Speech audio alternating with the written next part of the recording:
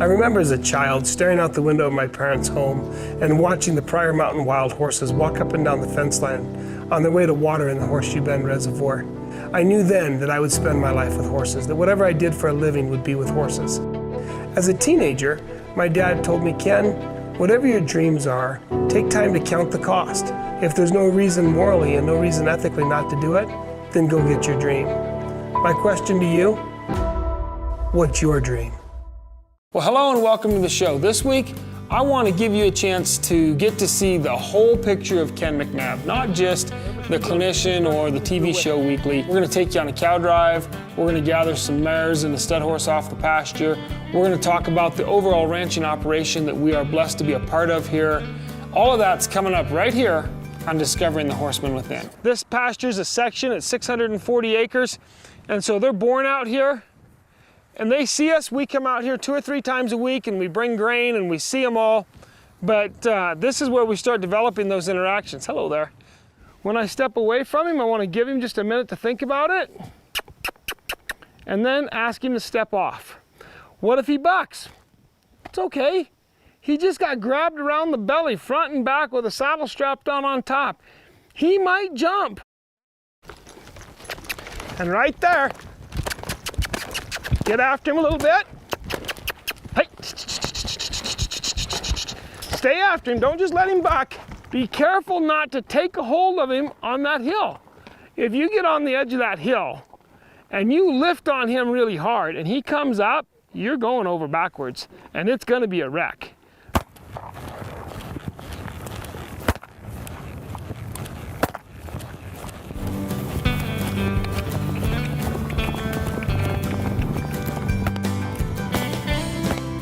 So today we're making a favorite recipe for you. This is campfire lasagna, and we are going to show you how to put together one of the easiest lasagnas that we like to do when we are out on the trail or camping for a weekend. There's always 2 ways to do everything. You can walk around with your head hung down and a grump on your face, or you can say, well, this isn't the best situation I've ever been in, but I'm going to make the situation as good as I possibly can and keep a smile on your face. Tell me about equipment. So you can use your regular head stalls. You want to have a Q-whip to help them keep going. One of the things I like to do, I like to work my horses in different environments. Oh, now nobody wants to go first. Easy to pick the trail, but who wants to go? There we go. Christiana's going to step little GQ out there off the edge. Look at the angle. That horse set down on his hocks. Look at that. He is down in his tail in the dirt. Nice job. You know, the opportunity to work with Michael Martin Murphey, what a neat opportunity. I mean, here's an entertainer with wholesome family values. You know, a Roy Rogers look at entertainment and the world today.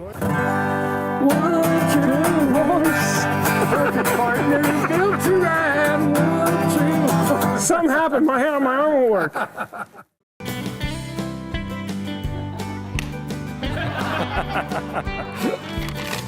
Would you like to read it? Can you get any of this right? Is this something you can? Oh. Thank you for joining us this week. We sure appreciate you being with us. And until next time, may God bless the trails you ride. All right. Ranching is a lifestyle, one that we have chosen. Every day, we rise with the sun and put in an honest day's work. At our core, we are one family, one tradition, one faith.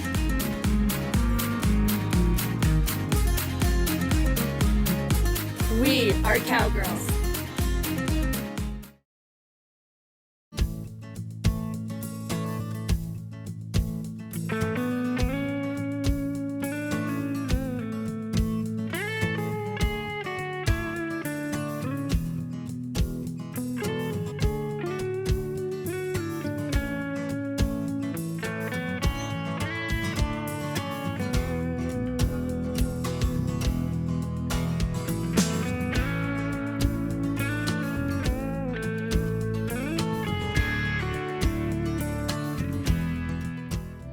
Welcome to Beyond Horse Massage, the Masterson Method. The Masterson Method is a method of bodywork where we learn to read and follow the responses of the horse to our touch to help it release tension in key junctions of the body that most affect performance.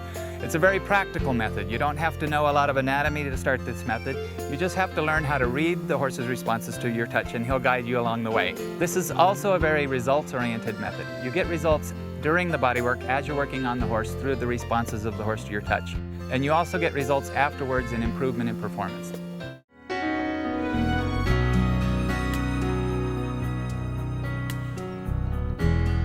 We hope you have gained an appreciation for what it takes for a dressage horse to perform such beautiful movements from watching Betsy, Bacchus, and his muscle skeleton system.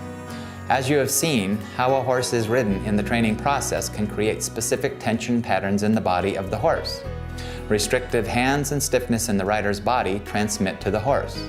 If a rider isn't balanced in the saddle, the horse is forced to accommodate an unbalanced burden and alters his natural way of going.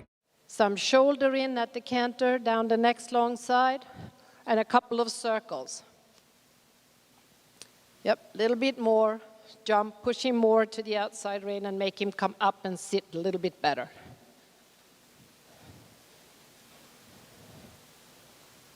Yeah, there is a little bit lazy. Come on, a little bit. Yeah, that's it. Fire him up a little bit so he jumps with that inside hind leg. There you go.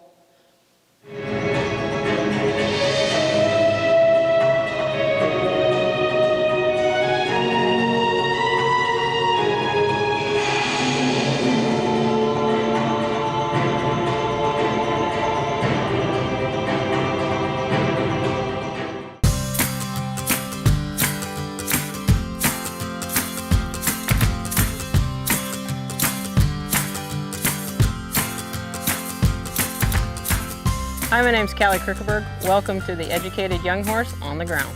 I believe educating the young horse at the pre-riding age divides the colt starting stress in half. It also, and probably most importantly, matures the young horse's mind. By maturing, I mean gives the horse experiences to draw from. The sooner you can help the horse understand how the horse-human world works, for example, fences, halters, leads, trailers, farrier work, and veterinarian work, the less trouble he will have overall. I'm Josh Lyons. I'd like to thank you for your interest in the John and Josh Lyons Certification Program. I feel that becoming an accredited trainer has helped my business. It's kind of like when you go to college and you get a degree. So you're vested by the best of the best. And that means a lot, I think, in this industry. I have completely changed as a person, just in general, not even with horses, just as a person in general, I've improved myself. It's 100% worth it. It's going to be the experience of your lifetime if you do this. Take me to the west, where the sun is high, shining a light on a dream that still lives on the breeze. Take me to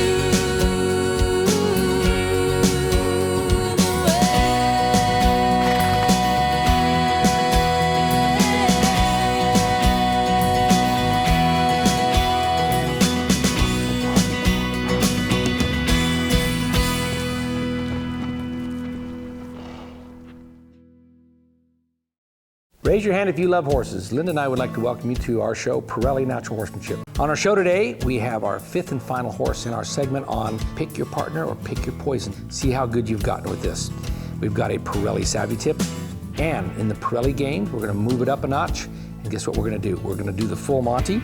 We're gonna take off the halter and the lead rope. So you better have an extra pair of socks. Our job is to blow the first pair off.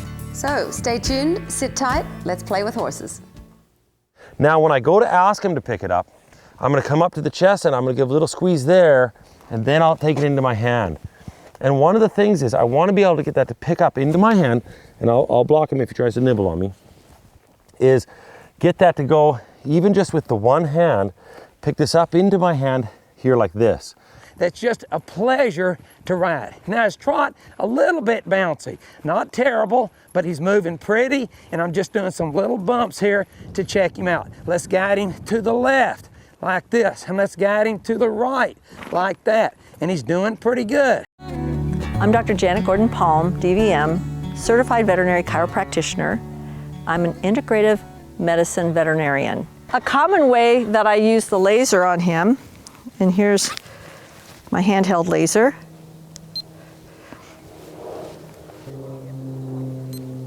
I'll often laser at the pole, and then I'll come down the cervical vertebrae.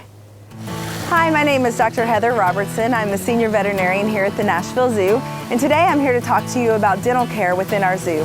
One big difference of our patients here at the zoo versus the human patients is that our animals are not going to sit there and let us brush their teeth.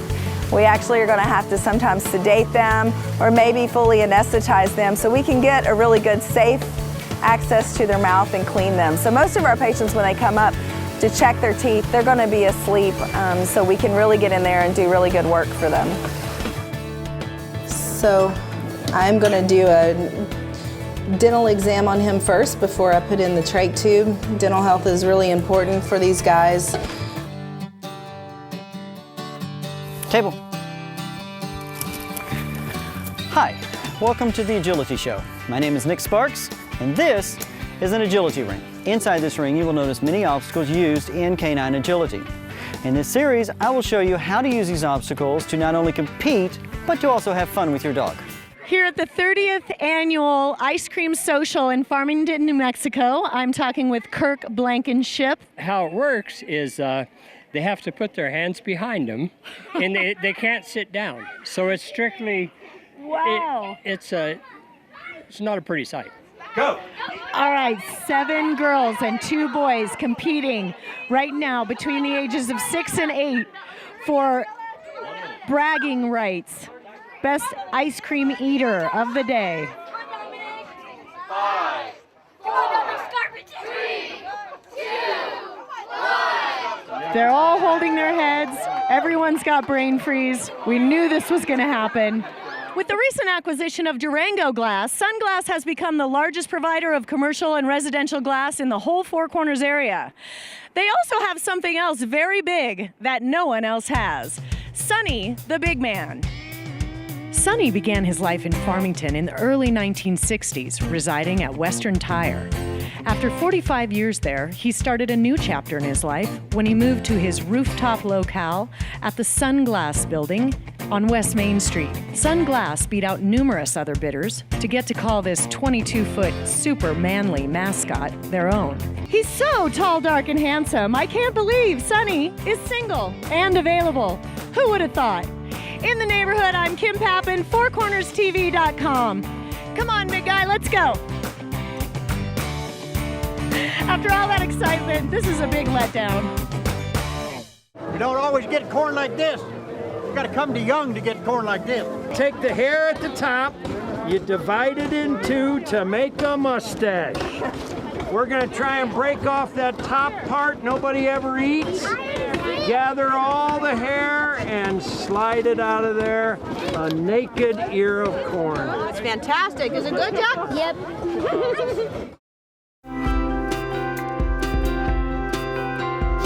Hello, my name is Keith Barker, and I'd like to welcome you to Mastering IPv4 Addressing.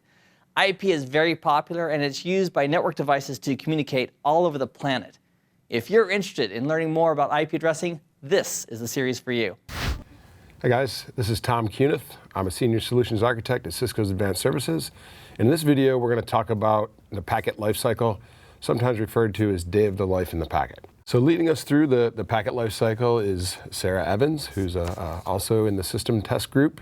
How you doing, Sarah? Doing well, how are you? Great. Why don't you go ahead and take it away. All right. Hi everybody, this is Tom Cunith. I'm a Solutions Architect at Cisco's Advanced Services. I'm here with David Klebanoff, who's going to tell us about some new capabilities with SD-WAN, where we can now run SD-WAN on Cisco XE routers. All right, that's right, Tom, yes. And so the video that we had recorded is actually a demonstration. Hi, I'm Robert Grimmick, coming to you from the studio where we shot planning and implementing an IWAN migration. We developed this course for those of you who are responsible for migrating from a traditional WAN setup to Cisco's Intelligent WAN solution. So we got John and Robert, our helpers, going to do our application audit, and again, we're doing the network baselining of the applications at Vista Financial for the migration case study. So I've got John, who's going to be checking the NBAR and the flexible net flow configurations and output. And then Robert's going to go ahead and he's going to record some of the useful output that we're going to use for the design later on. What we're going to do is we're going to review a video that my colleague Tom produced a while back. But I want you to really focus in on a few key things. What we need is somebody who knows a lot about this, somebody who's done this before. But where do we find someone like that? Where do we find that person?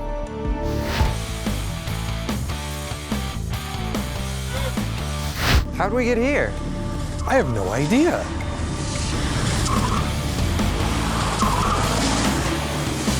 Hey, John, Robert. Tom! What's going on, guys? Where'd you come from? Hey, I just been out driving. Hey, can you help us out with IWAN? Oh, dude, we got a migration project you wouldn't believe. Oh, IWAN migration? Yes. Yeah. It's right in my wheelhouse, guys. Hop in, let's talk about it. Sounds good, man. All right, come on. All right, so hey guys, tell me what's going on at Vista Financial. Oh, we're so stressed out over this migration project, Tom. Really? Yeah. And so you guys are, you're on the hook to do the migration, to take them to IWAN, I guess. This is great timing, guys. I just finished working on a video training series about IWAN migration that is going to totally hook you guys up. That sounds great. I think it's going to cover everything that you need to know to make this happen, not bring the bank down, and most importantly, get paid and keep your jobs. Yay.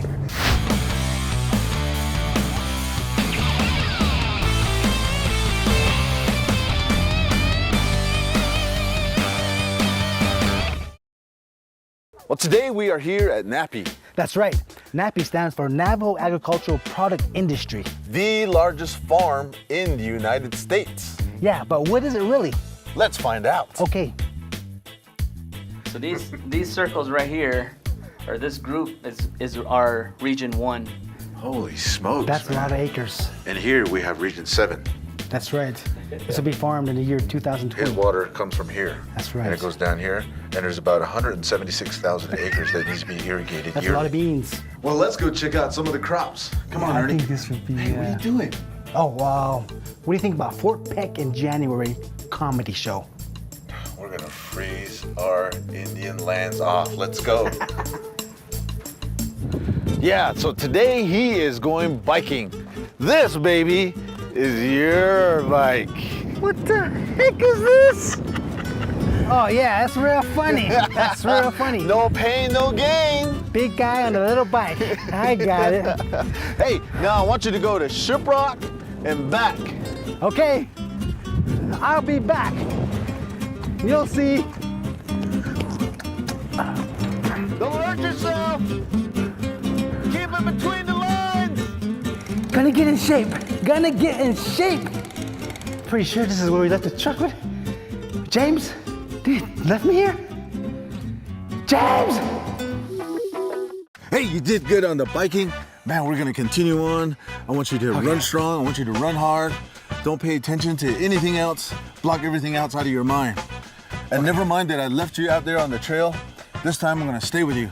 This time we're gonna do it together. Together, me and you, mano y mano. Mano y mano. Mano y mano. You're Yin mano, and yang. Yin and yang. I am the Rocky, you are the legend. Stew and fried bread. Stew and fried bread. I'll be fried bread, you are everything. You are my everything. We're gonna do this together now. Come on. Make sure that you have your breathing. Breathing, okay. Breathing check. You're gonna be a fine, sexy native. Running in the neighborhood. Once this is all done, okay. You're not gonna ever say that you're not in shape, because you are a sexy fried bread beast. You're gonna be the world's fastest Indian. I'm gonna sit in the neighborhood. Oh boy. You're gonna make it all the way. I'm not gonna leave you this time. You keep on going. You stay on my heel. Yeah, hello. Hi, do you deliver? I think it is true. There is a turkey shortage, because I don't see one turkey out here. Wait, what's that? Oh, that's a garbage bag. Oh, man. Wow. We're here. In the desert. In the desert trying to find a turkey. There's no turkeys. For Thanksgiving. We might have to switch to prairie dogs. Plenty of prairie dogs. Let's do that. Let's switch to prairie dogs. Let's change it up a little bit. It's not about pilgrims, turkey, prairie dogs, whatever. It's about hanging with your family. About, watching your children eat a good meal. Your mother, your dad. That's what Thanksgiving is about. It's not about Football turkeys. games. It's not. You just killed it. I was coming from the heart here about Thanksgiving. He's going into sports. See, that's a sports fanatic right there. You know, the turkey would be a football. That's what it would be, pigskin. But I don't know, spam as a turkey, I don't know. I think we should go look for some real turkeys. Yes, so come journey with us into the desert while we go in search of the turkey. I'm Ernie. And I'm James. We're in the neighborhood. There's a warm winter sun in the window of your car. How do you